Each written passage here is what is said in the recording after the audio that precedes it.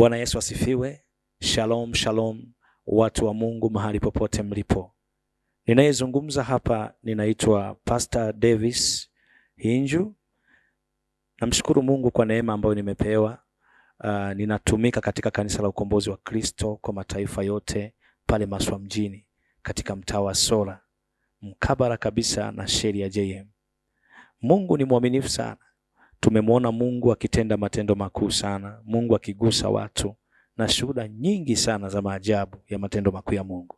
Mahali popote ulipo katika mji wa Maswa, katika mkoa wa Shinyanga, Maswa na vitongoji vyake vyote, nikukaribishe. Pako mahali ambako ni mahali pa makimbilio na nguvu za Mungu zinadhirika na Mungu anatenda mambo makubwa.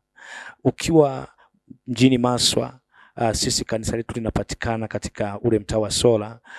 Kama unatoka Ngami, unatokea maeneo ya Malita, unaweza ukafika kanisani kwetu kwa urahisi zaidi. Lakini kama unatokea Maswa mjini, kanisani kwetu ni rahisi sana. Sisi tunapatikana karibu kabisa na ile road ya Maswa Highway Road. Ukifika pale ndio pacha ya kwenda kanisani kwetu.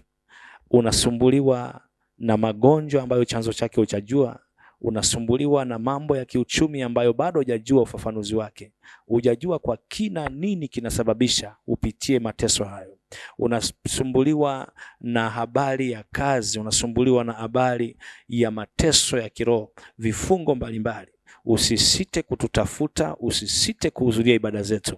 Maana ni ibada ambazo tumemwona Mungu akitenda na amegusa watu wengi. Vichaa wamepata kupona, matasa wamepata watoto, watu ambao walichanganyikiwa, watu ambao walikosa dira ya maisha, walipokanyaga katika madhabahu ya ukombozi wa Kristo pale Sola, Mungu hakuacha kama walivyo. Ni zamu yako. Mahali popote ulipo, haujawahi kukanyaga mahali pale, hujawahi kukanyaga pale katika huduma hii ya kanisa la ukombozi wa Kristo, basi nikukaribisha kipekee sana. Karibu sana na Bwana akubariki sana.